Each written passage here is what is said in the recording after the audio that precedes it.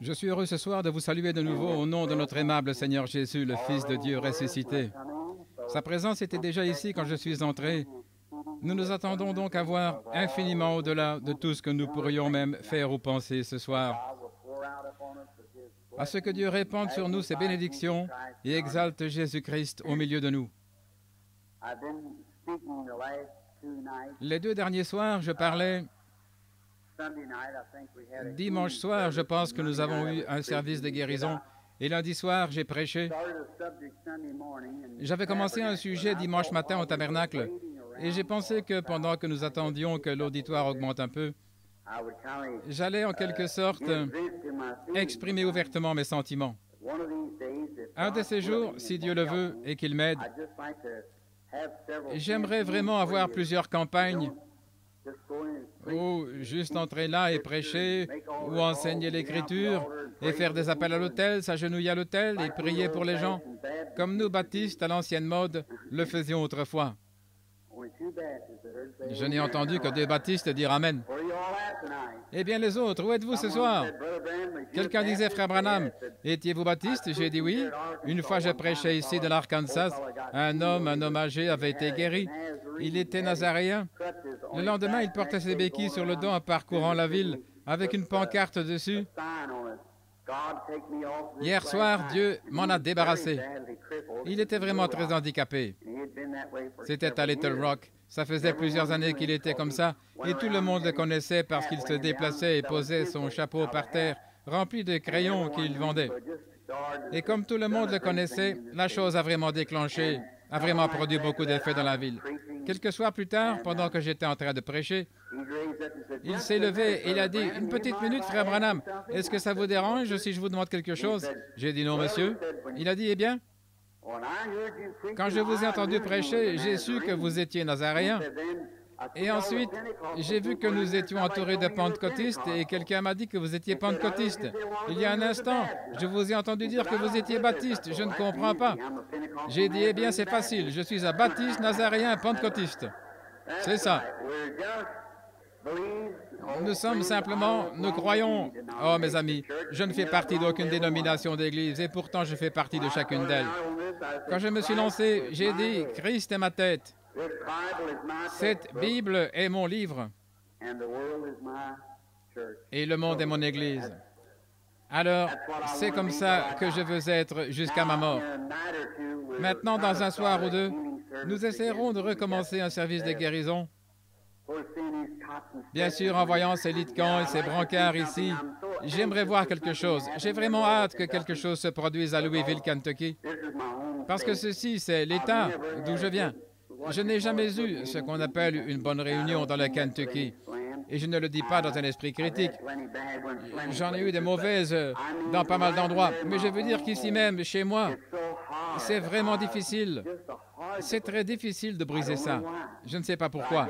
Mais je pense que c'est parce que Jésus a dit, dans son propre pays, comment ce serait, et c'est probablement comme ça. Mais nous n'arrivons jamais à voir beaucoup de miracles extraordinaires.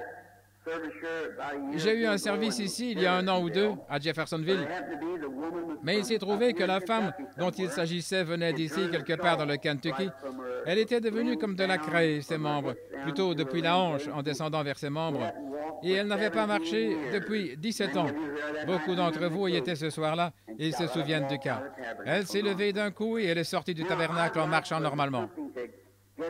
Maintenant, j'aimerais que quelque chose démarre ici à Louisville, où je pourrais voir un réveil à l'ancienne mode se répandre à travers cette belle grande ville. C'est une ville comme toutes les autres, elle est tout aussi perverse. Vous savez que c'est la vérité. Je ne cherche pas à dénigrer le Kentucky, en effet, je suis moi-même du Kentucky, d'accord? Mais c'est la vérité. Elle est perverse. Ici, c'est la patrie du whisky, de toutes les distilleries, de toutes les combines perverses et toutes les choses du genre. C'est ici que ça se passe aux alentours de Louisville, dans le Kentucky. C'est donc le siège de Satan. Mais nous pouvons le mettre en pièces avec l'évangile de Jésus-Christ si nous nous unissons. C'est vrai. Nous devons unir nos forces et pousser ensemble. Il y a quelque temps, un évangéliste très célèbre dans le pays disait, en parlant des services ici, il disait, « Eh bien, voici ce qu'il y a.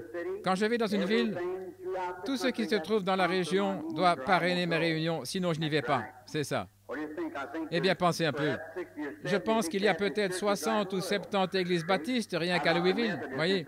Et que dire des méthodistes? C'est une ville méthodiste, en effet, Asbury se trouve ici. Qu'est-ce que cet homme aurait s'il venait dans cette ville?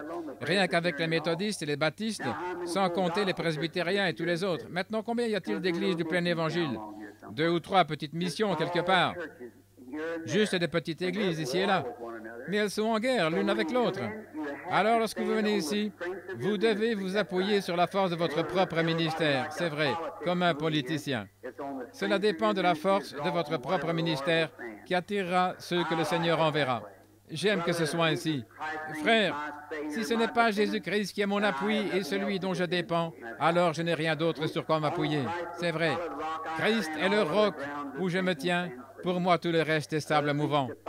Je préférerais prêcher à 5 personnes dont je sais qu'elles ont été envoyées par Dieu pour entendre le message que de prêcher à 10 000 personnes qui ont été attirées par un moyen politique. C'est vrai. Je préférerais voir une seule conversion à l'ancienne mode, quelqu'un qui s'agenouille à l'autel et qui crie et qui pleure jusqu'à ce qu'il s'en sorte, que de voir 10 000 personnes qui se lèvent et en se contentant de dire, eh bien, je vais essayer. Essayer? Il n'est pas un Christ qu'on essaye. Il est quelqu'un qu'on accepte. Que vous viviez ou que vous mouriez, coulez ou se noyez, acceptez-le quand même, c'est vrai.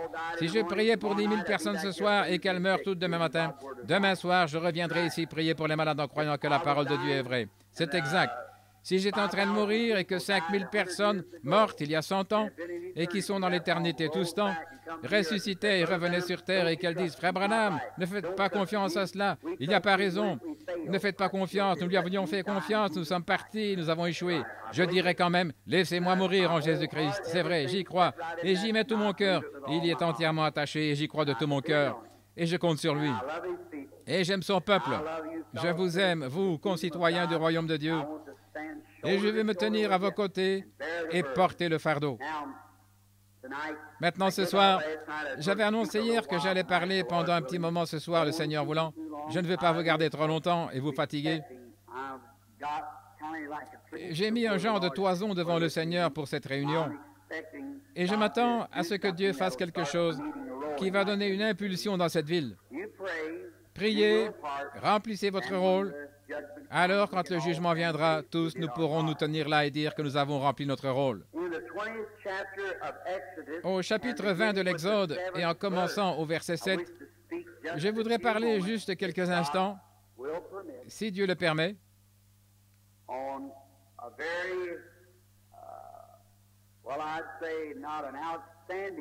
pas sur un sujet extraordinaire, mais un bon sujet.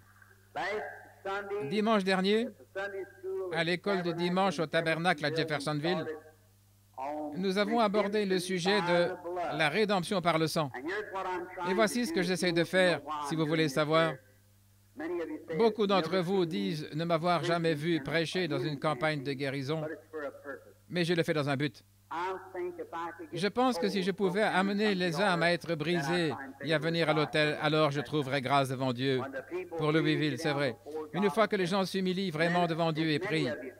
Et puis il y en a beaucoup parmi vous, mes amis, qui prient, qui jeûnent, mais qui ont peur de prendre possession de l'objet de leur prière. C'est vrai. Eh bien, ça ne vous avancera à rien de jeûner et de prier, à moins que vous n'ayez des œuvres qui accompagnent. Vous aurez beau avoir toute la foi possible, ça ne vous avancera absolument rien, à moins que vous avancez de faire face à la chose et de vous en emparer, c'est tout. Vous devez aller de l'avant, vous devez faire le pas et le faire quoi qu'il arrive. Quand vous demandez quelque chose, allez le chercher. Dieu a dit que ça vous appartient, alors n'acceptez rien de moins. Allez chercher ce que vous avez demandé. Faites ça et voyez le résultat. Oui, ne reculez pas en disant, eh bien, je vais accepter ça, faute de mieux. Je vais prendre ce qu'il y a de mieux. Dieu m'a promis ce qu'il y a de mieux, c'est ce que je veux. Et pendant ces 23 ans où je l'ai servi, il m'a donné cette place. Et aussi longtemps que je le crois et que je l'aime et qu'il m'aime, ce sera exactement comme ça, parce qu'il est tenu d'exécuter sa parole. Tout ce que vous demanderez en priant, croyez que vous l'avez reçu et cela vous sera accordé. Pas vrai? Très bien. J'aime vous entendre dire Amen. Vous savez, Sœur Hoover, Amen, ça veut dire qu'il en soit ainsi pour moi. Et quand je me mets à parler et que je n'entends personne dire Amen, ça me rend perplexe. Il y a quelque temps, je prêchais dans une petite église. Oh, je n'ai pas beaucoup de bonnes manières à la chair, selon je suppose. la théologie d'aujourd'hui. Et donc je suis devenu, je suppose, un peu turbulent. Je pense que j'ai sauté sur la chair comme ça et j'ai empoigné le micro et je suis resté assis là avec les pieds qui balançaient en prêchant de toutes mes forces. Je suis revenu à moi, je ne savais pas ce que je faisais. Quelques minutes plus tard, j'étais de nouveau perdu et je me suis retrouvé au milieu de l'allée centrale en train de retrousser les jambes de mon pantalon. Je ne sais pas pourquoi, mais j'étais vraiment... J'aimerais rester comme ça quelque temps. Ça, c'est une chose que j'aimerais dire. J'étais quelque part où j'avais vraiment du plaisir. J'ai vécu ça pendant les quelques jours qui ont suivi. Un homme est venu à moi et il a dit, « Dites donc, comment pouvez-vous prêcher avec tous ces gens qui disent Amen ?» J'ai dit, « C'est ça qui me fait prêcher. » Oui, j'avais un vieux chien. Je chassais le raton laveur.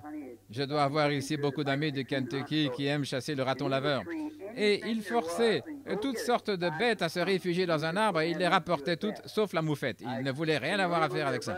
Alors il la poursuivait jusque sous un tas de broussailles et tout ce que j'avais à faire, je ne voulais pas aller le chercher là-dessous, c'est sûr. Alors tout ce que je faisais, c'était de soulever les broussailles, de le caresser et de dire « Vas-y, attrape-la, attrape-la ».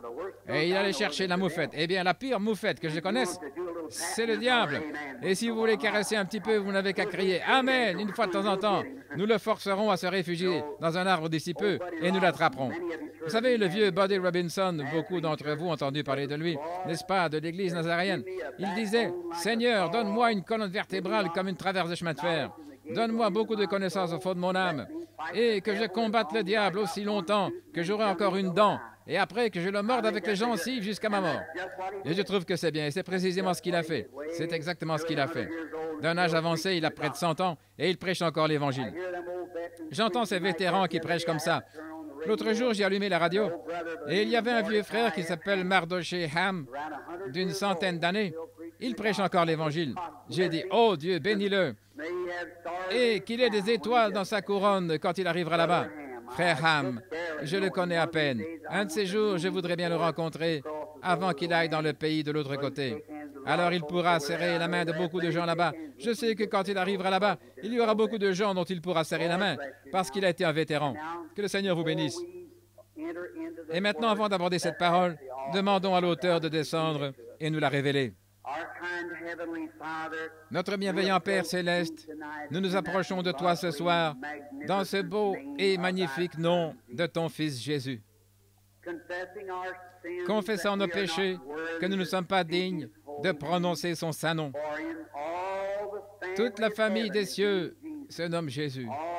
Toute la famille sur la terre se nomme Jésus. Et en ce nom, tout genou fléchira et toute langue confessera, qu'il soit pécheur ou saint. Alors, quand nous parlons en son nom, combien nos cœurs devraient frémir avec respect. Donc nous te demandons en son nom, avec révérence, de venir à nous ce soir, Seigneur. Nous sommes ici au milieu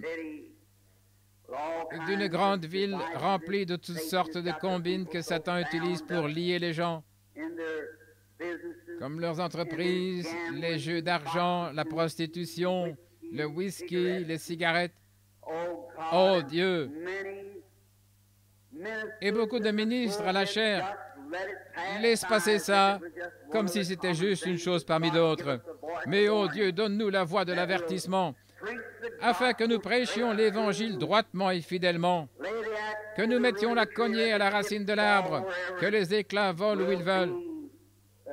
Mais aide-nous, Seigneur, à prononcer un jugement sur ces choses et à prêcher l'Évangile de ton cher Fils Jésus. Oh Dieu, permets que quelque chose se produise qui secourra cette ville pour le royaume de Dieu. De sorte que même les églises au coin des rues qui essayent d'avancer tant bien que mal avec quelques membres, oh Dieu, puissent ces églises se remplir à déborder de braves gens sanctifiés à l'ancienne mode, nés de nouveau. Accorde le Seigneur.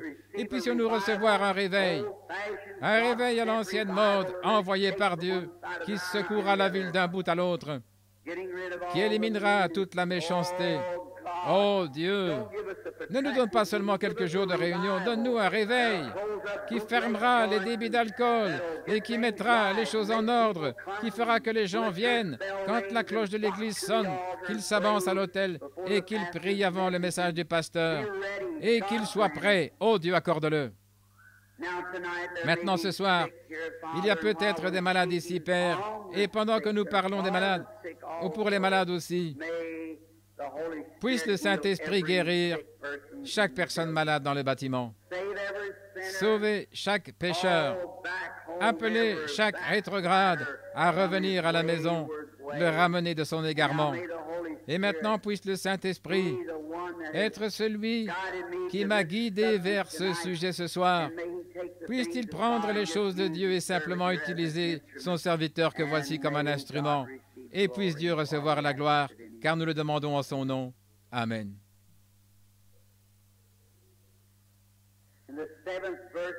Au verset 7 du chapitre 20 des Nombres, nous lisons ceci. L'Éternel parla à Moïse et il dit, « Prends la verge et convoque l'assemblée, toi et ton frère Aaron. Vous parlerez en leur présence au rocher, et il donnera ses eaux. » Je voudrais vous faire remarquer, ses eaux. Il donnera ses eaux. Tu feras sortir pour eux de l'eau du rocher, et tu abreuveras l'assemblée et leur bétail. Moïse prit la verge qui était devant l'Éternel, comme l'Éternel lui avait ordonné. Moïse et Aaron convoquèrent l'assemblée en face du rocher. Et Moïse leur dit, « Écoutez, rebelles, est-ce du rocher que nous vous ferons sortir de l'eau? » Puis Moïse leva la main et frappa 2 fois le rocher avec sa verge. Il en sortit des eaux en abondance. L'assemblée but et le bétail aussi.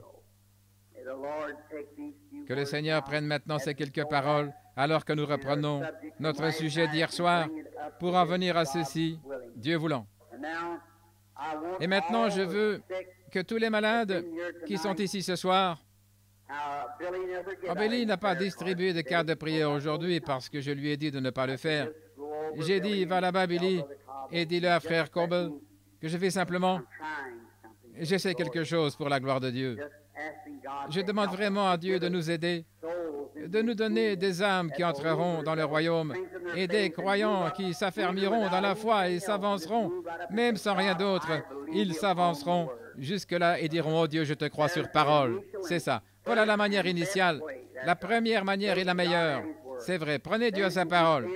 Et si vous ne pouvez pas faire ça, alors, bien sûr, Dieu envoie d'autres choses, comme des dons et des signes, pour confirmer sa parole, pour la confirmer à chaque croyant. Donc, dimanche, nous avons vu la rédemption par le sang. Nous prenons maintenant Israël pendant son voyage, alors qu'il sortait de l'Égypte, un type du monde, et qu'il faisait route vers la Palestine, le pays promis. Je trouve que c'est de toute beauté. J'aime vraiment ça. Pratiquement chaque semaine, je m'assieds pour lire ce livre de l'Exode d'un bout à l'autre, si je le peux, autant que possible. Je l'aime. Parce que c'est un type parfait de l'Église d'aujourd'hui, son état, et la manière dont Dieu agit, la manière dont il agit en ce temps-là, et ce qu'il a fait dans le domaine naturel en ce temps-là, c'est ce qu'il fait dans le domaine spirituel maintenant. Vous le croyez? Or là-bas, il a conduit Israël naturel dans un lieu qu'ils ont vu, regardé. Il les a fait sortir d'un certain pays pour les faire entrer dans un autre pays naturel. Maintenant, nous sommes en marche par le Saint-Esprit pour entrer dans le pays promis. Vous croyez que nous sommes en route vers le pays promis? Il y a plusieurs demeures dans la maison de mon Père. Si cela n'était pas ainsi, je vous l'aurais dit. J'irai vous préparer une place. Est-ce vrai? Alors nous avons un pays promis vers lequel nous nous dirigeons. Et chaque jour représente une borne kilométrique, un autre jour une autre borne. Et il y a une grosse ombre noire là devant nous, appelée la mort. Et chaque fois que notre cœur bat, nous faisons un pas de plus dans cette direction. Un de ces jours, il va battre pour la dernière fois et nous y entrerons. Je veux être là à mon heure, accomplir ma destinée, comme c'est le cas, je l'espère, pour chacun de vous ce soir. Quand je saurai qu'elle se trouve juste devant moi et que je dois l'affronter, je ne veux pas être un lâche. Je veux m'envelopper dans le manteau de sa justice et m'y engager en sachant ceci. Je suis sûr que je le connais dans la puissance de sa résurrection. C'est vrai. Afin que, quand il appellera à se relever d'entre les morts, je sois appelé avec ceux qui sont vivants. Dieu est le Dieu des vivants. Or, pendant leur voyage dans ce pays, nous avons vu que Dieu avait établi un plan pour eux. Il a apporté la rédemption par le sang. Puis nous avons vu qu'il apporte la rédemption aussi par la puissance. Nous avons vu avant-hier soir et qu'il avait fait appliquer le sang, ce qui était un très beau type du croyant qui, après avoir accepté la mort de Christ à sa place, devient alors un enfant de Dieu. Il entreprend son voyage. Maintenant, ce qu'il lui faut ensuite, après avoir été sauvé spirituellement, or la mort de l'agneau innocent apportait la vie aux croyants coupables. N'est-ce pas un type parfait de maintenant? La mort de l'innocent qui apporte la vie aux coupables. Et la mort du Christ innocent nous apporte la vie à nous, les coupables. Donc, premièrement, là, après que Dieu leur avait donné la vie grâce au sang et qu'il l'avait prouvé, puisque la mort était passée par-dessus, alors il leur a fait entreprendre leur voyage. Nous allons les rejoindre tout à l'heure. Maintenant, remarquez, alors la chose suivante que Dieu a faite, aussitôt qu'ils sont devenus des croyants et des enfants, et qu'ils ont accepté Dieu, l'ennemi de la mort physique s'est lancé à leur poursuite, et il les a coincés complètement. Le désert d'un côté, la mer Rouge de l'autre, les montagnes d'un autre côté, l'armée de Pharaon qui arrivait et qui les poursuivait, des millions de soldats qui marchaient sur eux pour les vaincre. Or, Dieu avait déjà manifesté qu'il leur avait donné la vie grâce à la mort de l'agneau. Maintenant, il va leur montrer la rédemption physique. Alléluia. Voyez-vous, à la fois pour le salut et pour la guérison, pour l'homme naturel et pour l'homme spirituel. L'ange de la mort est passé par-dessus, ce qui prouvait que Dieu avait fourni un moyen d'y échapper grâce à l'offrande du sang et qu'il l'avait accepté. Maintenant, il va fournir un moyen d'échapper à une mort physique. Comme pour le croyant, aussitôt qu'il reçoit le salut, peut-être qu'il est rongé par un cancer ou par une autre maladie, Dieu procure aussi la rédemption par la puissance. De même qu'il procure la rédemption pour l'âme, il procure aussi la rédemption pour le corps. Ils étaient sauvés et ils étaient circoncis. Ils étaient sous le sang. Mais pourtant, Pharaon, l'ennemi allait les détruire, les tuer tous, là dans le désert. Et alors Dieu a montré sa puissance de rédemption pour leur corps. Vous saisissez? Vous savez de quoi je parle? La rédemption par la puissance. Et alors, au moment où l'ennemi les avait presque rejoints, la glorieuse colonne de feu surnaturelle qui était au-dessus d'Israël s'est élevée et est venue se placer entre eux et la mort. Laissez pénétrer cela pendant quelques minutes. Pouvez-vous voir de quoi je parle? Maintenant, pour chaque croyant, chaque enfant de Dieu né de nouveau, quand la mort vient à la porte comme un voleur prématurément, l'ange de Dieu se place entre vous et la maladie. Bon, si vous voulez vous précipiter vers elle, ça vous regarde, mais vous n'êtes pas obligé de le faire, voyez. Il se place entre vous et la mort. Il y a 23 ans, à l'hôpital juif, le docteur Maurice Fletcher me donnait 3 heures. L'un des meilleurs chirurgiens que vous ayez dans cette ville. Il me donnait 3 heures à vivre. Je suis en vie ce soir. Alléluia. Pourquoi? Par la grâce imméritée, l'ange de Dieu s'est placé entre moi et la mort pour me protéger. Et je l'ai accepté. Et pour exprimer ma gratitude par la grâce de Dieu, j'ai gagné un demi-million d'âmes pour lui ce soir. Oh, comme Dieu sait bien faire les choses si nous suivons simplement. N'essayez pas de conduire Dieu, laissez Dieu vous conduire. C'est nous qui devons être conduits. Je pense que c'est pour cette raison que Dieu nous compare à des brebis. Avez-vous déjà vu une brebis égarée? Eh bien, c'est la créature la plus impuissante du monde. Elle ne peut pas trouver son chemin nulle part. Elle reste là à bêler jusqu'à ce que le loup la dévore ou qu'elle meure là. Elle ne peut pas retrouver son chemin. Et c'est comme ça, quand un homme est perdu, il est totalement impuissant. Vous ne pouvez absolument rien y changer. C'est Dieu qui, par le moyen de la grâce, doit vous conduire à Christ. Jésus a dit, nul ne peut venir à moi si le Père ne l'attire. Et tous ceux qui l'attirera et qui viendront, je leur donnerai la vie éternelle. Quelle promesse! Oh, comme j'aimerais pouvoir amener chaque personne ici à laisser descendre ça très profondément sous la 5e côte du côté gauche jusqu'à ce que ça atteigne le centre de son cœur. Vous verrez des gens se lever qui avaient toutes sortes de maladies et sortir de ce bâtiment rempli de joie en refusant d'accepter ces choses. Des infirmes marcheraient tout à fait normalement. Ils refuseraient de reconnaître quoi que ce soit d'autre. Voyez, vous avez peur de vous lancer. Vous attendez que Dieu descende et vous fasse sortir de là. Ce n'est pas comme ça que Dieu s'y prend. C'est vous qui devez faire le pas. Il donne la promesse et il dit, allez, viens, et alors vous suivez. Maintenant, remarquez. Alors les enfants d'Israël, Dieu est venu se placer entre eux et le danger. La puissance de la rédemption. La rédemption par la puissance plutôt. La rédemption par le sang. La rédemption par la puissance. Hier soir, nous les avons laissés en train de se hisser sur le rivage de l'autre côté de la mer Rouge. Tous les ennemis, les roues de leurs chars avaient été ôtées, leurs chevaux avaient pris peur en plein milieu du fleuve, et ils allaient dans toutes les directions, et les roues s'étaient embourbées, s'étaient détachées, et ils couraient comme des fous, les ennemis, et Israël a grimpé sur le rivage pour voir Dieu étendre sa main et détruire tous les ennemis.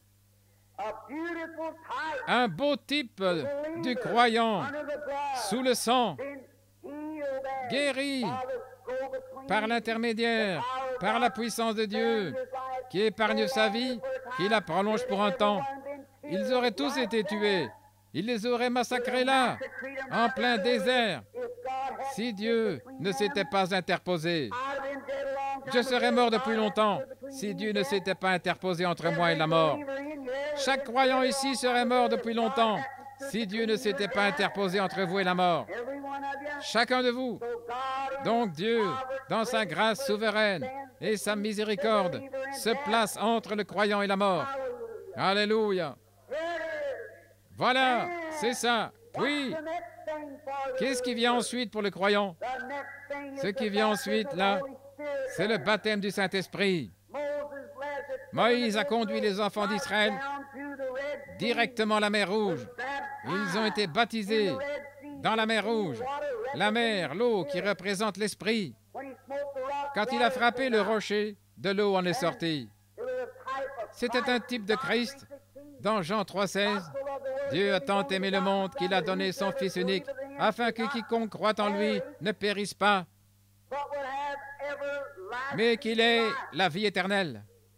Remarquez, un peuple en train de périr dans le désert fut sauvé par un rocher frappé.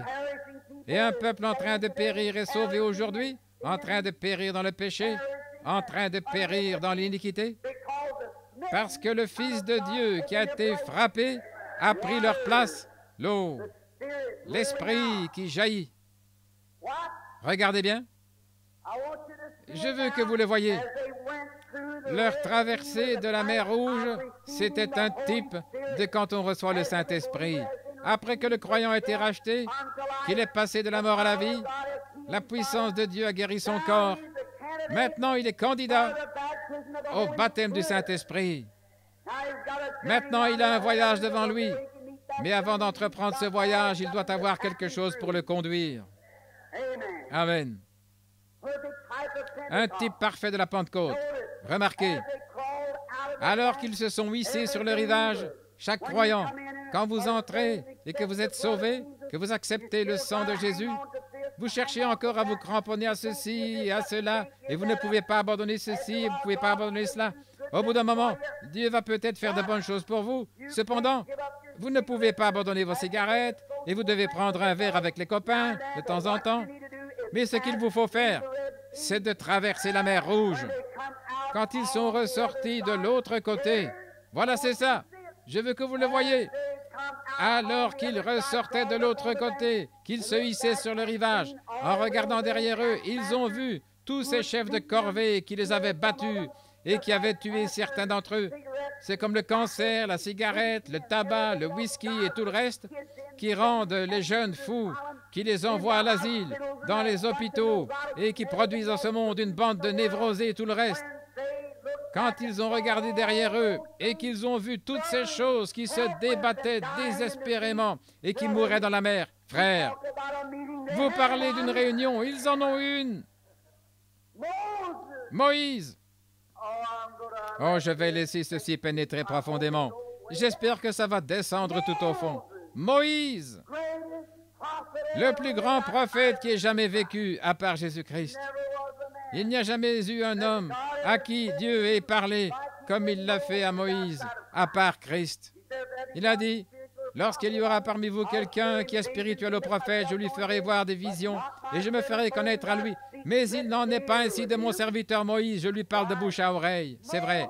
Moïse, cet homme plein de dignité, dès qu'il a vécu cette expérience, qu'il a vu tous ces chefs de corvée morts, alors il a su que toutes ces choses avaient disparu à jamais. Toutes ces choses qui les avaient contraints, battus et fouettés, c'était terminé. Il a levé les mains et il a chanté dans l'esprit. Oh là là! Ça n'a jamais été typifié et ça ne le sera pas tant que nous n'arriverons pas là-haut dans la gloire. Quand tout fut achevé, alors il chanta dans l'esprit et quand nos corps auront été rachetés. C'était un type du Saint-Esprit qui est venu à la Pentecôte quand nous avons traversé la mer. C'était un type de la Pentecôte. Et Moïse, dans le type à ce moment-là, quand il a traversé, il a chanté dans l'Esprit. Celui-ci est venu le jour de la Pentecôte. Et quand le corps sera parfaitement racheté, maintenant notre âme est parfaitement rachetée, c'est vrai. Elle ne peut périr, elle a la vie éternelle. C'est ce que dit la Bible. Oh, je me sens bien. Remarquez pourquoi. Parce que je sais que c'est ainsi dit le Seigneur. J'ancre simplement mon âme là, je continue à marcher. Et je dis, Satan, siffle contre moi tant que tu voudras, ça ne me dérange pas, parce que je sais en qui j'ai cru. Et je suis persuadé qu'il a la puissance de garder mon dépôt jusqu'à ce jour-là. Amen.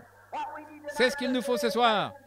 C'est un bon vieux réveil d'Alléluia à la Billy Sunday qui nous brise. C'est ça qu'il nous faut ici à Louisville, c'est vrai. Il nous faut un bon vieux réveil, pentecôtiste à l'ancienne mode, envoyé par Dieu. Oui, monsieur, remarquez. Alors, quand nos corps seront rachetés, alors nous avons la guérison divine maintenant, qui en est une ombre. De même que là, c'était une ombre de la Pentecôte. Regardez ce qu'ils ont fait au temps de l'ombre du salut. Regardez comment ils ont marché là devant Dieu. Ils éteignirent le feu et échappèrent aux tranchants de l'épée. Toutes ces choses qu'ils ont faites, sortir des fournaises ardentes, remontèrent de la fosse au lion et tout le reste par l'ombre. Alléluia. Par l'ombre de la Pentecôte. Maintenant, nous avons une rédemption parfaite grâce au sang de Christ. Il ne pouvait pas avoir une rédemption parfaite en ce temps-là, parce que c'était sous le sang des taureaux et des boucs, ce qui n'ôte pas le péché, ça ne faisait que couvrir le péché. Mais une fois que le sang de Jésus, le sang le plus saint et le plus juste, a été versé, les péchés n'ont plus été couverts, ils ont été divorcés, supprimés, et le croyant entre dans la présence de ce Créateur. Alléluia. S'ils ont fait ça à ce moment-là, l'ombre, là avec Moïse qui chantait dans l'esprit, alors dans l'Apocalypse, voilà que ceux qui ont la rédemption parfaite de leur corps étaient debout sur la mer de verre et ils chantaient de nouveau le cantique de Moïse, là dans le livre de l'Apocalypse. Vous parlez d'une réunion du Saint-Esprit. C'est ce qu'ils ont eu quand ils sont remontés sur le rivage. Écoutez, sœur, la petite Myriam, la pleine de dignité, la prophétesse, la sœur de Moïse, une prophétesse, ça l'a tellement stimulée qu'elle a attrapé un tambourin et s'est mise à courir sur le rivage en battant du tambourin et en dansant dans l'esprit. Non seulement ça, mais les filles d'Israël l'ont toutes suivie en dansant dans l'esprit. Si ça, ce n'est pas une effusion du Saint-Esprit, je n'en ai jamais vu. Alors bien sûr, si toutes ces nations ritualistes et pleines de dignité avaient pu regarder dans leurs jumelles et voir ça, elles auraient dit « fanatisme ». C'est vrai. Mais c'était Dieu. C'est vrai. Les choses pleines de dignité regardent de haut aujourd'hui ce que Dieu a béni. C'est vrai. Ça me rappelle une histoire. Un homme avait une grande et belle ferme. Il avait construit de grandes et belles granges, tout ce qu'il y a de plus imposant et de plus chic, mais il était trop paresseux pour cultiver. Bon, et il y avait un autre fermier qui habitait près de lui. Sa grange ne valait pas grand-chose, mais lui, c'était un vrai fermier. Et il avait rempli sa grange de bonne nourriture cette année-là. Et deux petits veaux sont nés, deux petits veaux, l'un dans l'une des granges et l'autre dans l'autre. Quand le printemps est arrivé, ils ont fait sortir les petits veaux de l'étable.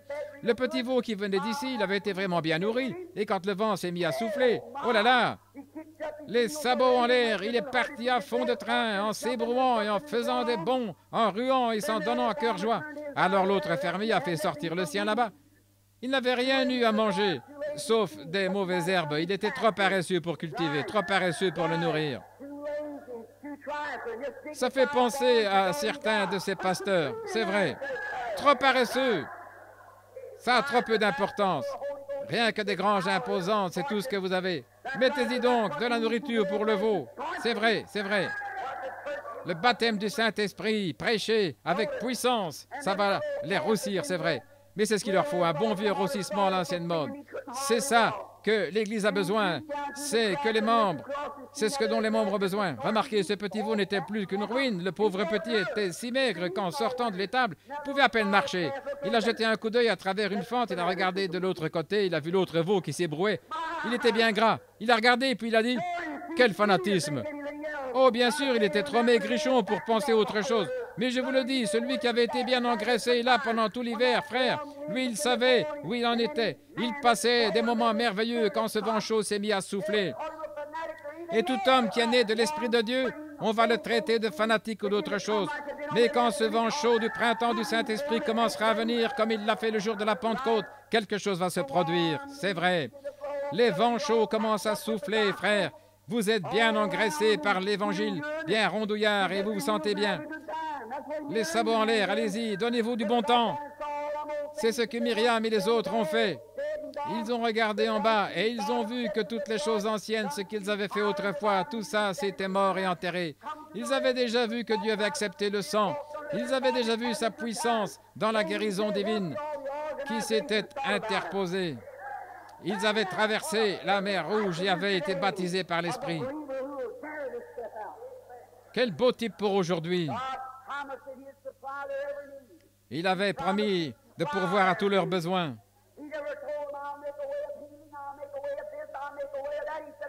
Quel type parfait du croyant. Il a dit,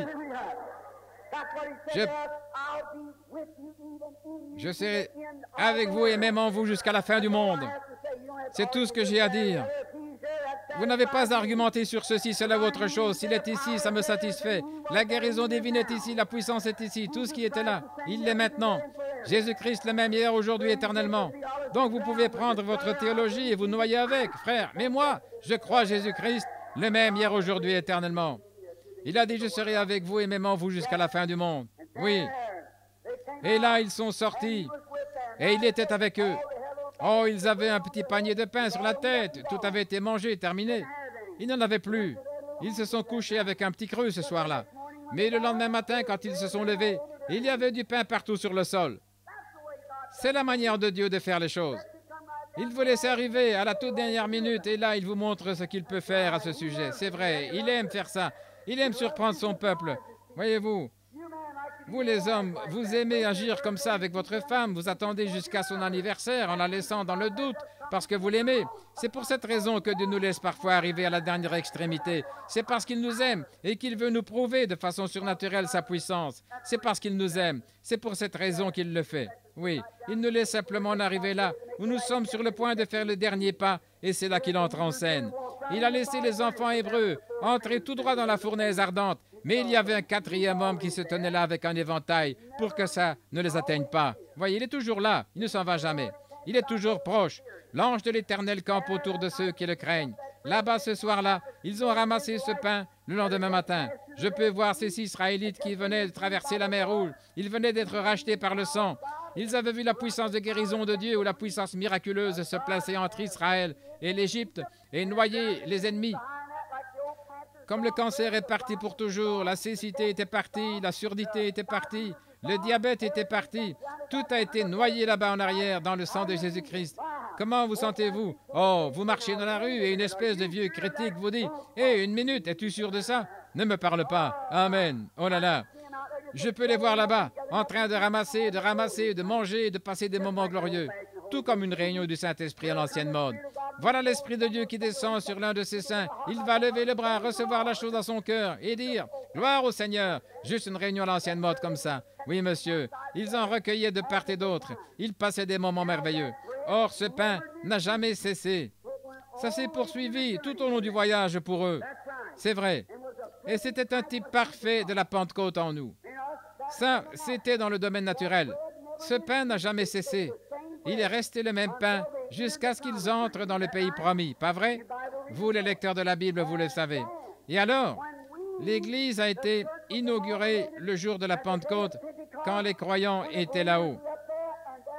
Et il vint un bruit comme celui d'un vent impétueux, et il remplit la maison où ils étaient assis. Le même Saint-Esprit qui est descendu à ce moment-là descend maintenant. Ça se poursuivra tout au long, depuis ce temps-là jusqu'à la fin des temps. Ça se poursuivra jusqu'à la fin. C'est notre pain. Eux étaient nourris de pain naturel, nous sommes nourris de pain spirituel. Jésus a dit, je suis le pain de vie qui est descendu du ciel d'auprès de Dieu. Ils ont dit, nos pères ont mangé la manne dans le désert pendant 40 ans. Il a dit, ils sont tous morts. Oui. Mais celui qui mange ma chair et qui boit mon sang a la vie éternelle, et je le ressusciterai dans les derniers jours. Je suis le pain de vie qui est descendu du ciel d'auprès de Dieu. Si un homme mange de ce pain, il ne mourra jamais. Voilà, eux avaient le pain naturel, nous avons le pain spirituel. Oh, je n'échangerai cela pour rien au monde. Merveilleux. Oh, vous dites, frère Branham, nous savons tous que vous êtes un fanatique. Eh bien, moi aussi. Je suis un fou de Christ. Vous, de qui êtes-vous le fou? Vous êtes peut-être le fou du diable. Très bien. Alors, je préfère être un fou de Christ, pas vous? Très bien. Remarquez, voici un autre point à propos de cette manne. Quand ils ont commencé à y goûter, ils ont dit, c'est un goût de miel. Oui, c'était doux. Je peux voir ces vieux saints se lécher les babines et se régaler. C'était bon. Avez-vous déjà goûté ceci? Ceci aussi, c'est bon. Il est dit, goûtez et voyez, l'Éternel est bon. Cela a le goût du miel, du rocher. J'ai souvent fait cette remarque, bien des fois. David, autrefois, là, quand il en avait parlé dans son psaume, il avait dit, cela a le goût du miel, du rocher. David étant un berger, il avait un petit sac, il portait ça sur le côté et il y mettait toujours du miel. Les vieux bergers le font encore en Palestine. Et quand sa brebis était malade, alors tout de suite, il plongeait la main là-dedans et il en retirait un petit morceau de miel. Il prend ça et le frotte sur le rocher, sur un rocher de calcaire. Comme la brebis aime le miel, alors elle se met à lécher ce miel sur le rocher. Et il y a quelque chose dans le calcaire qui guérit la brebis malade. Et je vous le dis, nous avons un sac rempli de miel ici ce soir et nous allons appliquer ça sur le rocher Jésus-Christ. Et les brebis malades, mettez-vous à lécher, vous allez vous rétablir, c'est sûr et certain. C'est vrai, vous n'avez qu'à lécher, lécher. Et pendant que vous léchez le miel, eh bien, vous allez absorber du calcaire, c'est sûr et certain. Aussi sûr que 2 et 2 font 4. Nous n'allons pas l'appliquer sur l'Église, nous allons l'appliquer sur Christ. C'est là que ça doit se trouver, c'est vrai. En effet, la guérison, c'est en Christ qu'elle se trouve. Et autre chose, toute autre bénédiction rattachée à la rédemption. Quand elle a commencé à tomber, Aaron a reçu l'ordre d'aller en ramasser plusieurs homères. Or, si eux, ils essayaient d'en garder pour le 2e jour, elle se gâtait. Et c'est ce qu'on retrouve beaucoup ce soir parmi les gens qui ont le Saint-Esprit. Vous essayez de vous dire, eh bien, il y a 20 ans, nous avons eu un bon message, nous avons passé des moments merveilleux. Mais ce soir, qu'est-ce que vous avez? C'est ça la question. Elle tombait chaque nuit. Elle n'a jamais manqué, pas une seule fois, sauf le sabbat. C'est vrai. Et alors, Dieu l'a envoyée, nouvelle, chaque nuit, chaque jour, chaque heure. Elle est venue. Remarquez, ces homères ont été mis en réserve. Il a dit, maintenant regardez, quand vous entrerez dans le pays et que vos enfants commenceront à poser des questions, il a dit, chaque sacrificateur qui entre maintenant dans le sacerdoce, après avoir reçu la permission d'entrer dans le lieu saint, une fois ordonné comme sacrificateur, alors il avait le droit d'entrer et de prendre une bouchée de la manne originelle qui était tombée au commencement. La toute première manne qui est tombée, ils l'ont ramassée et l'ont mise dans un homère et ils l'ont conservée et elle était réservée uniquement pour les sacrificateurs. Maintenant, vous me direz, Frère Branham, quel type y a-t-il de ça aujourd'hui? Eh bien, c'est nous qui sommes le sacerdoce. Vous êtes une sacrificature royale, une nation sainte, un peuple acquis, offrant à Dieu des sacrifices spirituels, les fruits de lèvres qui célèbrent son nom. Amen. Voilà, c'est ça. Bon, maintenant, le jour de la Pentecôte, au moment où le Saint-Esprit, notre manne, descendait. Donc, tous les sacrificateurs à cette époque-là, sous l'Ancien Testament, lorsqu'ils s'engageaient dans le sacerdoce, ils savaient qu'ils allaient recevoir une bouchée de la manne originelle. Pas quelque chose de fabriqué, quelque chose de fabrication humaine qui lui ressemblait, mais ils allaient recevoir une portion de la manne originelle. Eh bien, le jour de la Pentecôte, quand notre manne à nous a commencé à tomber, le Saint-Esprit est venu comme un vent impétueux. Il y avait là un groupe de gens pleins de dignité. Ils étaient 120 dans une chambre haute, portes fermées, fenêtres baissées. Ils étaient assis là, ils attendaient la promesse. Oui, bien sûr, ils avaient été avec Jésus. Ils connaissaient sa puissance et tout ça, mais ils attendaient la promesse. C'est ce que nous voulons ce soir. Si ce groupe de gens pouvait arriver à être d'un même accord comme ce soir-là, de nouveau, la même chose se produirait ce soir ici même, dans ce bâtiment à Louisville, dans le Kentucky. De nouveau, ce qui s'était produit le jour de la Pentecôte. C'est vrai. Oh, bien sûr, il y aurait le même genre de critiqueurs à Louisville que là-bas. Mais ils étaient tous dans le même lieu, d'un même accord. Et tout à coup, un prédicateur est venu. Il avait une lettre. Ils l'ont signée, ils ont reçu la main d'association, ils sont entrés dans la communion de l'Église. C'est peut-être comme ça que ça se passe aujourd'hui, mais pas dans ce temps-là. Ça, c'est à la manière des protestants. Le catholique, lui, il s'avance à l'autel, il fait sa première communion, il tire la langue, prend l'hostie et le prêtre boit le vin, et c'est ainsi. Mes frères, le jour de la Pentecôte, ils étaient d'un même accord, dans le même lieu, et tout à coup, il vint du ciel. L'homme n'eut rien à voir. Un bruit comme un vent impétueux. Il remplit toute la maison où ils étaient. La puissance de Dieu est descendue sur eux. Les voilà qui sortent dans la rue en se comportant comme une bande de fous, comme ils l'avaient fait là-bas après avoir traversé la mer Rouge, pas vrai? Ils poussaient des cris, ils étaient tout excités, ils titubaient, ils parlaient avec des lèvres balbutiantes. Quelle excitation à tel point que les gens d'église, pleins de dignité, ils se tenaient à distance et ils disaient « Ces gens sont ivres de vin nouveau. » Alléluia. De toute façon, vous allez me traiter d'exalté. Alors autant commencer maintenant. Bien, regardez. Ils étaient remplis de vin nouveau, c'est vrai. Du vin venu du ciel, d'auprès de Dieu. Avez-vous déjà vu un homme ivre? Il est tout simplement amoureux de tout le monde. Voyez-vous, ça lui est égal. C'est comme ça qu'est un homme quand il est ivre de l'esprit. La Bible dit, ne vous enivrez pas de boisson forte, c'est de la débauche. Soyez au contraire remplis de l'esprit. L'esprit de Dieu vous rend tellement ivre que vous oubliez tous vos ennemis et tout. Vous aimez tout le monde qui se trouve près de vous. Ça vous est égal. Vous êtes l'homme le plus fort du pays à ce moment-là. Peu m'importe que votre voisine assise près de vous fréquente une église froide, que le Saint-Esprit vienne sur vous une bonne fois. Voyez ce qui va se passer. Prenez une bonne cuite, vous verrez ce qui va se passer. Vous direz, « Sœur, je l'ai reçu. Toi aussi, c'est ce qu'il te faut. » C'est vrai, oui, monsieur. Il va se passer quelque chose. Ils étaient là, tous ivres de vin nouveau.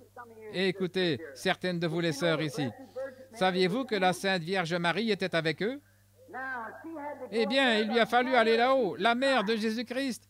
Il lui a fallu aller là-haut et faire partie de ce groupe de gens tellement ivres de l'esprit qu'elle titubait comme si elle s'était enivrée de whisky ou quelque chose comme ça.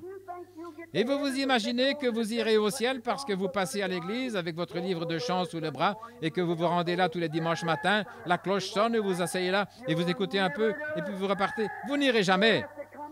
Vous devrez suivre cette voie parce que c'est la seule voie que Dieu ait jamais tracée et qu'il n'y aura jamais. Vous y marcherez sans quoi vous ne serez pas là-bas. Je ne suis pas votre juge, mais je suis en train de prêcher l'Évangile. C'est l'exacte vérité. La Sainte Vierge y était et elle s'est conduite comme les autres. Elle était aussi ivre que les autres. Ces hommes et ces femmes, tous, ils étaient remplis de vin nouveau. Si Dieu a fait un seul changement à ce programme, indiquez-moi le passage de l'Écriture où il en est question. Il n'y en a pas, non monsieur. C'est resté comme ça jusqu'à la fin de l'âge, jusqu'à la fin de la Bible. Et ce sera pareil quand Jésus viendra. Regardez, pendant qu'ils étaient ivres de ce vin nouveau, regardez, nous allons voir si Dieu en a mis un homme en réserve pour vous. Très bien. Ils étaient tous là-bas, et un petit prédicateur peureux qui s'appelait Pierre, la petite Pierre, qui avait eu si peur de sa position qu'il avait renié Jésus. Et il était sorti en courant pour aller prier jusqu'à exaucement, et il lui avait fallu être avec les autres qui s'étaient rassemblés. Il est monté sur une caisse à savon et il a dit, « Eh bien, hommes juifs, et vous qui séjournez à Jérusalem, c'était des docteurs en théologie. » Et il a dit, « Vous, Israélites qui séjournez à Jérusalem, et ainsi de suite, sachez qu'ils ne sont pas ivres comme vous le supposez, car c'est la 3e heure du jour. Mais c'est ça. Si ceci n'est pas cela, je veux garder ceci jusqu'à ce que cela vienne. C'est un fait. » Il a dit, « C'est ici ce qui a été dit par le prophète Joël. Dans les derniers jours, dit Dieu, je répandrai mon esprit sur toute chair. Vos fils et vos filles prophétiseront, et sur mes servantes et sur mes esclaves, je répandrai de mon esprit, et elles prophétiseront. Je ferai paraître des signes en haut dans les cieux et sur la terre, des colonnes de feu, de la fumée et de la vapeur, et avant l'arrivée du jour du Seigneur, de ce jour grand et redoutable, quiconque invoquera le nom du Seigneur sera sauvé. » Cette bande de prétendus prêtres, ces hypocrites en soutane, ils ont dit, « Que pouvons-nous faire pour être sauvés ?» Pierre a dit, « Repentez-vous chacun de vous et soyez baptisés au nom de Jésus-Christ pour la rémission de vos péchés, et vous recevrez le don du Saint-Esprit. » Combien de temps est-ce que ça va durer? Car la promesse est pour vous, pour vos enfants, pour ceux qui sont au loin, en aussi grand nombre que le Seigneur notre Dieu les appellera. Alors tout homme qui se repent, qui est baptisé au nom de Jésus-Christ et à qui Dieu donne le baptême du Saint-Esprit, il ne reçoit pas quelque chose qui ressemble à la première manne. Mais il ne reçoit pas qu'une bouchée de la première manne, mais il reçoit un cœur rempli du même Saint-Esprit. Vous allez peut-être dire un peu moins fort, là, je sais que je parle un peu fort à ce sujet, mais je ne peux vraiment pas m'en empêcher. Remarquez, je ne crie pas contre vous, peut-être que je fais résonner ça, mais oh, si vous vous sentiez comme moi, vous aussi, vous élèveriez la voix. Remarquez. Oh, un cœur rempli de la manne originelle qui était tombé au commencement. Ce même Saint-Esprit qui était descendu à ce moment-là, descend maintenant. Et vers qui va-t-il aller? Vers vous, vers vos enfants, vers ceux qui sont au loin, à Louisville, dans le Kentucky, et un aussi grand nombre que le Seigneur notre Dieu les appellera. Ils recevront exactement la même chose que ce que nous avons ici. C'est ce qu'il a dit. Dieu l'a béni, il l'a prêché, le Saint-Esprit l'a apporté, je l'ai reçu, c'est réglé, amen, voilà, ça me suffit, je l'ai pris au mot. Il l'a accompli. Si vous voulez, vous pouvez l'avoir aussi. C'est vrai. Sortez donc de cet état de mort et réveillez-vous. Et ça va vous secouer comme ça et vous réveiller. Et tout à coup, vous regarderez autour de vous et tout vous semblera différent. Cet homme à qui vous ne vouliez pas parler, vous vous dépêcherez d'aller lui parler. Oui, monsieur, il vous faut le faire, voilà tout. Et toutes ces choses, rapporter ces outils pour les pneus et toutes ces choses que vous aviez prises à l'hôtel cette fois-là, cette serviette que vous aviez utilisée pour envelopper l'argenterie que vous aviez prise sur la table, vous vous dépêcherez de les rapporter. Certainement, oui, monsieur. Ça fera de vous une nouvelle créature en Jésus-Christ. Maintenant, regardez Marie. Oh là là, il faut se dépêcher. Nous avançons bien. Les voilà qui s'en vont maintenant dans le désert, après cette réunion à l'ancienne mode. Maintenant, ils sont en route. N'est-il pas étrange qu'ils aient été conduits directement au désert de Sin, directement au désert, directement à la source d'eau amère? Pouvez-vous imaginer Dieu qui emmène ses enfants, juste après qu'ils ont été sauvés et remplis du Saint-Esprit, à des sources d'eau amère? Bien sûr. Il désirait leur exprimer de nouveau son amour. C'est vrai. Ils sont arrivés là-bas. Vous savez, une fois que vous avez reçu le Saint-Esprit, vous rencontrez beaucoup d'obstacles. Nombreuses sont les afflictions du juste, mais Dieu le délivre de toutes. Dieu vous amène directement en face de ces choses pour pouvoir vous montrer sa puissance et sa bonté. C'est comme l'histoire que j'ai entendue du berger à Jérusalem qui avait cassé la patte de sa brebis. On lui a dit, « Oh, berger cruel, pourquoi as-tu cassé la patte de cette brebis ?» Et il a dit, « Eh bien, elle n'agissait pas comme si elle m'aimait. Alors j'ai décidé de lui casser la patte pour devoir lui donner une attention toute spéciale et alors elle m'aimerait à partir de ce moment-là. Parfois, Dieu doit vous aliter, atteint d'une maladie et le médecin vous dit que vous allez mourir. Alors Dieu pourra vous donner un petit traitement spécial pour que vous l'aimiez un peu plus, c'est vrai. Certains par les eaux, certains par les flots, certains par de dures épreuves, mais tous par le sang. Jésus conduit son Église. Oh, quand ils étaient là et que les eaux étaient amères et qu'ils ne pouvaient pas boire, Dieu a pourvu d'un moyen. Un petit arbre qui se balançait là sur le bord que Moïse a simplement coupé et jeté dans l'eau et tout a changé. L'eau devint bonne et douce. Maintenant, quand vous vous retrouvez devant l'une de vos eaux amères ou quelque chose du genre, il y a un arbre ce soir, spirituellement parlé, suspendu au-dessus de Golgotha ou du monde, ce soir qui adoucira n'importe quelle eau amère vers laquelle vous pourriez être conduit, c'est vrai. Le calvaire adoucira n'importe quelle expérience. Souvent, nous nous retrouvons dans des situations difficiles et nous nous posons des questions. Il m'arrive alors de fermer les yeux et de penser là-bas à Golgotha, c'est là que mon Rédempteur a versé son sang et est mort pour ma vie. Alors mon épreuve semble bien petite. Je la mets simplement de côté, je continue à marcher. Cela l'adoucit. Cela adoucit toutes les expériences que j'ai eues. Il les adoucit toujours quand j'arrive à mes eaux de Mara. Maintenant, nous sommes sur le point de les rejoindre là dans le désert. Après tous ces grands signes et prodiges, le réveil s'était calmé. Et alors, dès que le réveil s'est calmé, eh bien, ils ont complètement oublié les miracles. N'est-ce pas un peu ce que font les gens aujourd'hui? Ils oublient ce que Dieu a fait l'année dernière, ce que Dieu a fait à la réunion là-bas, à l'école secondaire. Vous l'oubliez complètement, voyez. Ce que Dieu a fait, nous l'oublions, tout simplement. Maintenant, remarquez, et parce qu'ils se sont mis à se disputer, eh bien, en fait, moi, après tout, je suis méthodiste, notre Église est la plus grande. Moi, je suis baptiste, et je vais vous le dire tout de suite, nous croyons à la sécurité éternelle, et nous l'avons. Vous autres, la doctrine, vous ne l'avez pas, après tout. C'est à ce moment-là que vous vous attirez des ennuis et que votre approvisionnement en eau est coupé. C'est vrai, c'est vrai. C'est à ce moment-là, dans le désert, quand il vit dans le désert, qu'il se met à murmurer, à se plaindre. Eh bien, je vais te dire une chose. Ce vieux pasteur, quand il était ici, ce vieux prédicateur qui prêchait cette religion l'autre fois, comme ça, je ne sais pas s'il avait raison ou pas. Je te le dis, il a rendu ma mère tellement furieuse un soir qu'elle est rentrée à la maison. Je te le dis, elle était vraiment remuée. C'est ce qu'il fallait, c'est vrai. Oh, je ne sais pas si oui ou non je vais continuer à écouter ça. C'est là que votre approvisionnement en eau est coupé, c'est vrai. Ça, c'est quand vous vous retrouvez dans le désert. Ils se sont mis à murmurer, ils disaient « Notre âme est dégoûtée de ce pain misérable. » Après avoir quitté l'ail et les oignons de l'Égypte, ils mangeaient de la nourriture d'ange et ils se plaignaient quand même. N'est-ce pas comme l'Église? Maintenant, j'en arrive aux gens de la sainteté, à vous ici, oui. À vous tous. Ils mangeaient de la nourriture d'ange. Et puis ils disaient, j'aimerais bien qu'on soit en Égypte pour avoir encore de l'ail. Il va y avoir Clayton, McMission et ses Wildcats au bar ce soir. Et si je n'avais pas adhéré à cette espèce d'église, je pourrais y aller. Vous feriez tout aussi bien d'y aller. Là où sont vos trésors, là aussi est votre cœur. Vous n'avez jamais rien reçu pour commencer. C'est vrai. Oh, j'aimerais faire ceci ou cela. C'est ça, toujours une plainte. Ils avaient quitté les eaux boueuses de l'Égypte pour boire les eaux pures du rocher des âges. Et ils s'en plaignaient. Ils avaient quitté le lieu des grands médecins vantards de l'Égypte, des grands vantards et tout, pour être avec le grand médecin. Ils avaient quitté ce lieu où on disait que le temps des miracles est passé, pour être avec les gens qui avaient des signes et des prodiges qui les suivaient. Et ils se plaignaient quand même. Oh là là! Oui, monsieur. Là-bas, évidemment, les Égyptiens, eux, c'étaient des gens des nations, froids, indifférents. Ils ne croyaient pas à ça, au miracle. Et puis, ils étaient là où ils avaient une colonne de feu autour d'eux. Nous l'avons ce soir. Ils étaient là où ils avaient la joie dans le camp, où ils jubilaient, où des miracles se produisaient et tout, et ils se plaignaient. C'est pour ça que l'eau a tari. C'est pour ça qu'ils n'avaient rien à manger ni rien à boire. C'est parce qu'ils murmuraient. Et c'est ce qui se passe avec l'église de la région de Louisville ce soir.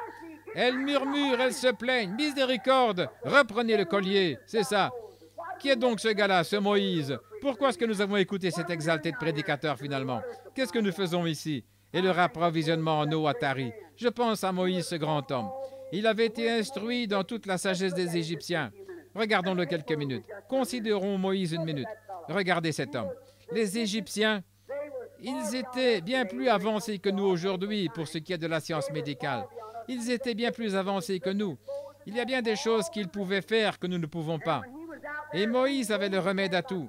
Et pendant qu'il était là-bas, pensez-y, il y avait environ 2 millions de personnes avec Moïse. Il y avait des jeunes enfants, des hommes âgés, des femmes âgées. Il y avait des infirmes, des aveugles. Il naissait des bébés, des milliers chaque semaine. Et Moïse, le docteur Moïse, était là-bas dans le désert avec tous ces gens. J'aimerais regarder dans sa pharmacie, pas vous? J'aimerais voir ce que le docteur Moïse avait dans sa pharmacie. Jetons un petit coup d'œil dans sa pharmacie et voyons ce qu'il avait. Moïse, eh bien, qu'est-ce que tu avais là, Moïse? Eh bien, nous voyons que tout au long de ce voyage de 40 ans, il est né plus de 2 millions de bébés. C'est vrai. Qu'est-ce que tu as utilisé, Moïse? Qu'est-ce que tu as utilisé pour tous ces maux, ces douleurs, ces cancers, ces cas de cécité, de surdité, de mutisme? Mais on m'a dit que quand vous êtes sortis du désert, il n'y en avait pas un seul qui était faible parmi eux. Dites donc, certains médecins aimeraient bien regarder là-dedans, dans cette pharmacie-là, n'est-ce pas? Et une autre chose, Moïse, qu'est-ce que tu as aspergé sur ces gens pour que même leurs vêtements ne s'usent pas? Leurs souliers ne se sont jamais usés après avoir marché sur ces pierres. Si vous avez déjà été là-bas, vous savez à quoi ressemble le désert. On ose une paire de souliers en 3 jours. Et en 40 ans, ils n'ont même pas usé un petit bout de cuir. Moïse, qu'est-ce qu'il y avait dans ta pharmacie? Regardons dedans. Je le vois. J'ai une prescription. Je suis l'Éternel qui te guérit. C'est réglé. Amen. Oh, Moïse, mon père vient de tomber. Il s'est cassé la jambe. Qu'est-ce que tu as pour lui? Je vais regarder ça.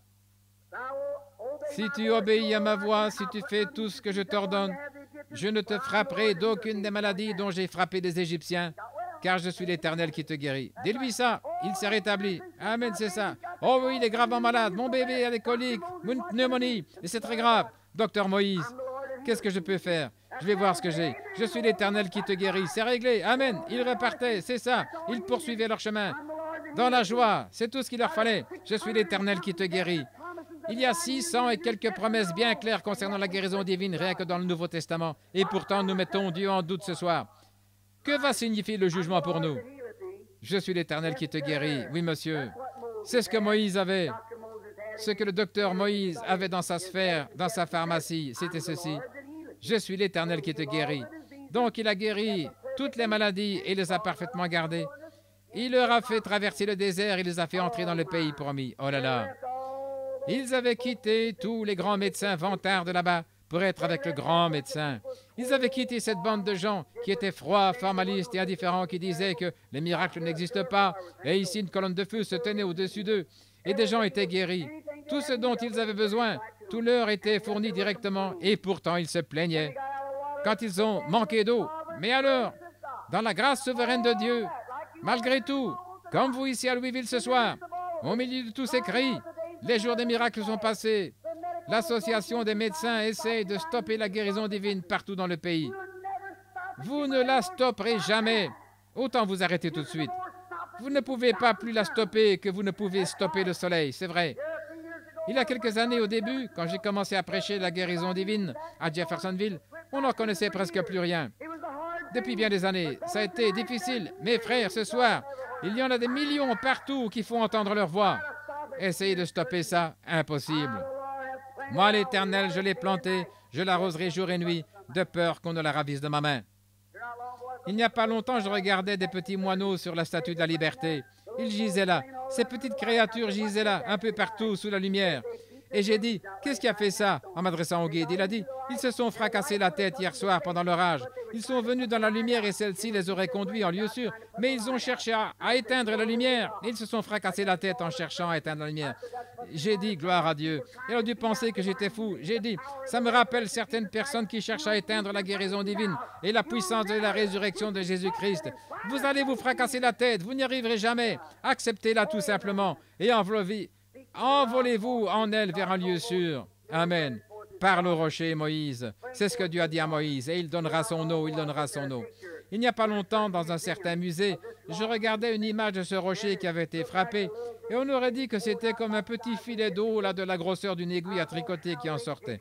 J'ai pensé, comme ces artistes peuvent être ridicules. Voyons, frère, moi-même, je pourrais arriver à faire tarir ça si j'avais vraiment soif. Oui, monsieur, savez-vous que Moïse a fait boire à ce rocher? Il a fait boire plus de 2 millions de personnes, sans compter tous les animaux. Il a fallu à peu près 150 000 litres par minute pour les abreuver. Alléluia! Ça me rappelle la religion qu'ont certaines personnes. Vous avez juste assez de religion pour aller à l'école du dimanche le dimanche matin, recevoir quelques petites gouttes pour vous humecter un petit peu. J'aime m'asseoir près de la source d'où l'eau jaillit en abondance. Alléluia! Suffisamment pour me durer toute l'éternité. Alléluia! Je suis content d'avoir quitté ce vieil endroit humide pour me rendre là où l'eau jaillit tout le temps. Oui, monsieur. Les gens ont juste assez de religion pour les rendre misérables. Eh bien, je ne peux pas rester assis plus d'une dizaine de minutes. Bonté divine que ce prédicateur est intarissable. Quelle est la profondeur de votre salut? C'est ça. Vous allez là le dimanche matin en disant, eh bien, je vais aller écouter ce qu'ils ont à dire. Vous recevez quelques petites gouttes, puis vous vous en retournez, et c'est à peu près tout ce que vous avez reçu. Frère, je vais vous dire une chose. Quand Moïse a frappé ce rocher, tout le désert a été arrosé. Oui, monsieur, seulement pour tout ce dont il avait besoin, il n'avait qu'à se baisser et à boire et boire et boire, jusqu'à ce qu'il soit complètement rempli. Et l'eau sortait à peu près 150 000 litres par minute. Calculez combien de personnes. Ce qu'1 million de personnes, 2 millions de personnes peuvent boire en l'espace d'une minute. Des gens assoiffés, sans compter les chameaux et les autres animaux qu'ils avaient. Et la Bible dit, il en sortit en abondance, elle jaillissait en mugissant et se répandait dans le désert. C'est comme ça que Jésus-Christ donne le Saint-Esprit. Pas juste un petit peu. Dire, eh bien, je crois que je vais aller adhérer à cette église. Oh là là. Oh, je ne peux pas supporter ce bruit, ça me donne la chair de poule. Si jamais vous mourrez, vous crèveriez de froid si vous alliez au ciel. Parce que, frère, vous allez en entendre du bruit quand vous arriverez là-bas. La Bible dit qu'il crie Alléluia jour et nuit, tout le jour, puisqu'il n'y a pas de nuit. C'est vrai. Vous allez certainement mourir quand vous arriverez au ciel. Le second jour là-haut. Oui, monsieur. Eh bien, tout ce que vous avez fait, c'est que vous êtes allé vous humecter un petit peu, c'est tout. Pourquoi ne pas vous asseoir près de ces sources jaillissantes et la laisser couler jusqu'à ce qu'elle vous emporte, alléluia, en son sein, jusqu'à ce que vous ne vous possédiez plus et que vous ne sachiez plus où vous vous trouvez. Voilà l'état que vous voulez atteindre. Dans le temps, je disais à mon oncle et à mon papa, « Oh, moi, je sais nager dans le petit étang qu'il y avait là sur Utica Pike. » Un jour, papa est allé s'asseoir sur le caniveau. Il a dit, « Je veux te voir nager. » Le petit étang avait à peu près cette profondeur. J'étais debout sur une caisse à savon. Je me suis déshabillé, je suis monté en me pinçant le nez. Et puis, j'ai fait quelques petits sauts là sur la caisse à savon. Je me suis lancé. La boue a giclé à droite et à gauche. Et je me suis mis à barboter. Et j'ai dit, « Papa, qu'est-ce que tu en penses? » Il a dit, « Sors de là. Nager, ramper dans la boue. » Voilà ce que c'était tout le temps. On a beaucoup de membres d'église qui, eux aussi, rampent dans la boue. C'est vrai, c'est vrai. Des gens qui rampent dans la boue. Oui, monsieur.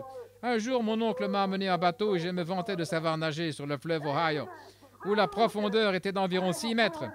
Il a pris la rame et il m'a fait basculer dans l'eau en disant, « Maintenant, fais voir un petit peu. » Amen. Alléluia. À ce moment-là, soit je nage, soit je me noie. Oh là là. Autant s'y habituer tout de suite. Être emmené dans la source jaillissante, là où Dieu ouvre le rocher, là, dans le désert, et déverse l'eau en abondance. Parle au rocher, a-t-il dit. Et il donnera son eau. Peut-être, mon ami, ce soir, peut-être que c'est vous qui êtes en train de périr. Vous devriez parler au rocher. C'est ça. Peut-être que vous êtes allé partout.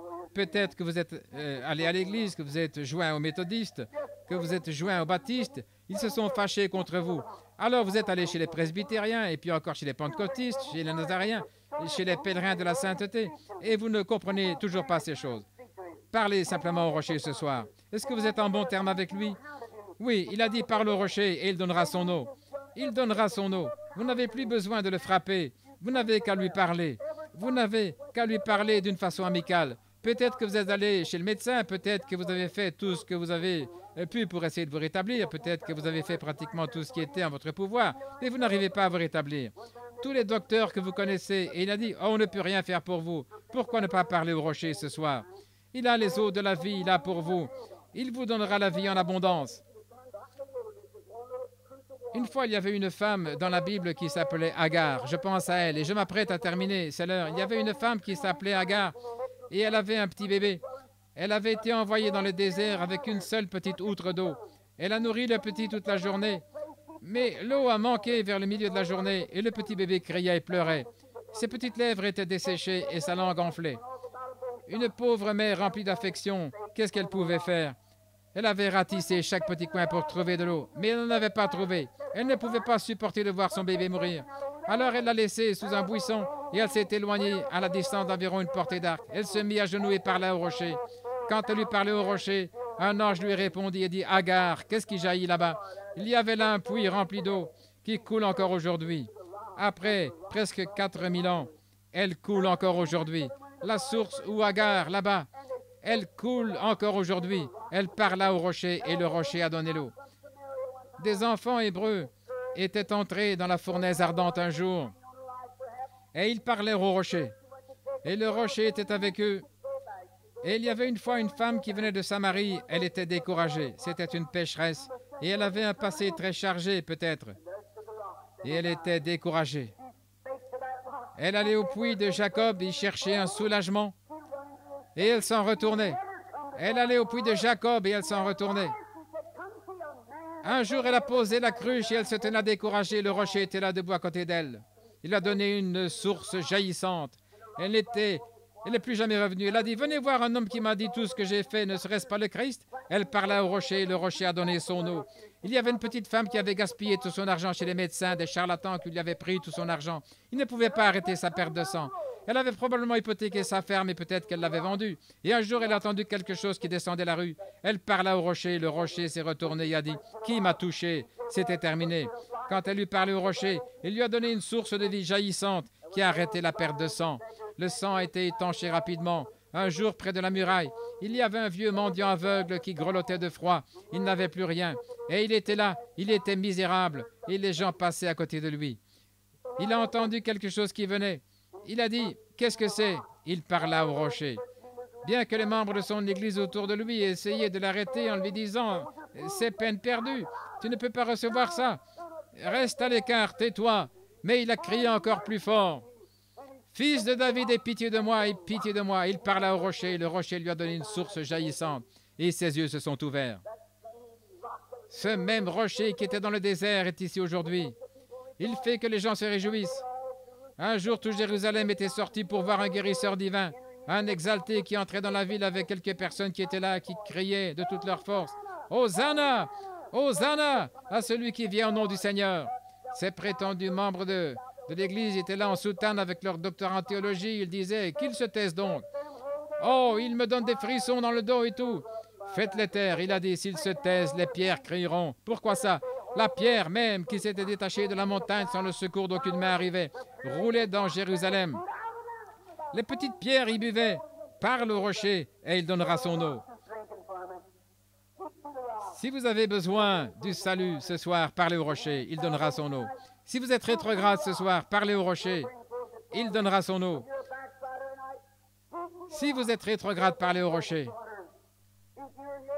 Si vous êtes ici ce soir sans Christ, vous avez essayé de trouver le salut dans toutes les églises de la ville, parlez au rocher, il donnera son eau. Vous le croyez? Si vous êtes rétrograde, que vous êtes éloigné de Dieu et que vous pensez qu'il n'y a plus aucun espoir pour vous, parlez au rocher, il donnera son eau. Le croyez-vous de tout votre cœur? Croyez-vous que Dieu l'accordera? De tout votre cœur, vous le croyez? Alléluia, il est ici ce soir. Si vous êtes malade et que vous avez tout essayé, vous avez essayé dans la ligne de prière et vous n'arrivez pas à aller dans la ligne de prière. Vous avez eu des cartes de prière et vous n'avez pas été pris. Vous êtes allé à une réunion, vous êtes allé à une autre réunion, vous avez été oint par le pasteur, vous avez passé dans la ligne de prière. Vous êtes allé partout ailleurs et vous ne pouvez pas être guéri. Pourquoi ne pas parler au rocher maintenant? Il donnera son eau, c'est vrai. Pourquoi ne pas faire une fois un essai avec lui? Soyez en bon terme avec lui maintenant même, pendant qu'il est dans le bâtiment. Sa présence est ici maintenant en ce moment, pour guérir chacun de vous, je le crois. Je le sais de tout mon cœur, je le crois. Il y a des choses que je ne sais pas, mais il y a des choses que je sais effectivement, et je sais que Jésus-Christ, le Fils de Dieu vivant, est ici même. Maintenant même, pendant que dans mon cœur, j'essaye de faire un appel à l'autel, les visions apparaissent partout dans le bâtiment. Maintenant même. Oh, c'est vrai. Les pouvoirs de Dieu sont ici même. C'est vrai. Je le vois agir ici même. C'est ce qui fait que je commence à passer d'une dimension dans une autre en ce moment. C'est parce qu'il y a des malades ici, et ce sont vos prières qui produisent ça, pour confirmer la parole de Dieu, qui déclare qu'il est le même pour qu'on lui parle ce soir. Le même rocher qui, là-bas, connaissait leurs pensées. Il a vu où était la femme qui avait la paire de sang et tout. Il est ici maintenant. Si vous lui parlez, il donnera son eau. Le croyez-vous de tout votre cœur? Qu'en pensez-vous, madame, juste là au centre? Oh, vous n'avez pas de carte de prière, n'est-ce pas? La dame avec le truc blanc là autour du cou, assise là. Vous avez le diabète, n'est-ce pas? Vous n'avez pas de carte de prière, n'est-ce pas? Vous n'avez pas besoin de carte de prière, le croyez-vous? Vous pensez que vous pouviez parler au rocher? Voulez-vous lui parler au sujet de votre diabète maintenant même? Alors levez-vous. Dites simplement, j'accepte maintenant Jésus-Christ comme mon guérisseur et Dieu vous ramènera chez vous. Parlez au rocher, que Dieu vous bénisse. Très bien. Allez, soyez rétablis. Qu'en pensez-vous, madame assise à côté d'elle? Vous avez des varices aux jambes, n'est-ce pas? C'est exact. Levez-vous. N'est-ce pas votre mari qui est assis là à côté de vous? Est-ce exact? Vous avez aussi le diabète, n'est-ce pas? Est-ce exact? Posez votre main sur votre épouse. Très bien. Vous venez tous les deux de l'Illinois, c'est exact, n'est-ce pas? Maintenant, retournez dans l'Illinois. En parlant au rocher, ça partira et ne reviendra plus jamais. Alléluia, je sais une chose, c'est que le rocher est ici, le rocher des âges, qui a été frappé dans le désert. C'est vrai. Qu'en pensez-vous, la petite dame là, avec ses fleurs sur votre chapeau, assise là avec de l'arthrite, essayant d'en venir à bout? Vous, qui vous êtes retourné et qui avez regardé de l'autre côté, croyez-vous de tout votre cœur que Dieu va vous guérir? Alors levez-vous et tapez des pieds en disant, l'arthrite a disparu. Et c'est bien vrai, parlez au rocher et il donnera. Je vous le dis, Jésus-Christ est le même, hier, aujourd'hui, éternellement. Il est ici pour vous, pour manifester tout. Qu'en pensez-vous, madame assise là, celle qui a dit gloire au Seigneur, qui a ce problème féminin avec une petite veste sur le dos, là, assise là? Croyez-vous que Dieu vous a guéri? Levez-vous une minute, assise juste là. Croyez-vous de tout votre cœur? Vous avez un problème féminin. C'est un abcès, vous avez un tube, un genre de drain qui en sort. C'est bien vrai, n'est-ce pas? Levez la main. Qu'est-ce qui me fait dire ça? C'est le rocher qui est en train de vous parler. Répondez-lui et soyez rétablis. Alléluia. Oh, comme il veut produire les manifestations de sa puissance. Et je vois l'ange de Dieu, exactement cette même colonne de feu qui suivait les enfants dans le désert, en train de se déplacer dans ce bâtiment en ce moment. J'essaie de repérer une femme. Elle est en train de prier. Où est-elle? Là? Il se tient ici. Oui, c'est une petite femme qui est juste là. La deuxième de la rangée. Non, elle, c'est à propos d'un homme là. C'est pour un mari alcoolique que vous êtes en train de prier, n'est-ce pas vrai, madame? Levez-vous à votre place, n'est-ce pas? Si vous avez un mari alcoolique pour lequel vous étiez en train de prier. Si c'est vrai, levez la main, parlez au rocher et Dieu le délivrera de cette chose. Dieu fera n'importe quoi ici, si seulement vous faites ça. Le croyez-vous? Est-ce que vous êtes en bon terme avec lui? Si oui, levez-vous maintenant et parlez au rocher, et le rocher donnera son eau.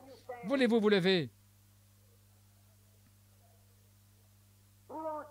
Qui veut le recevoir pour son salut?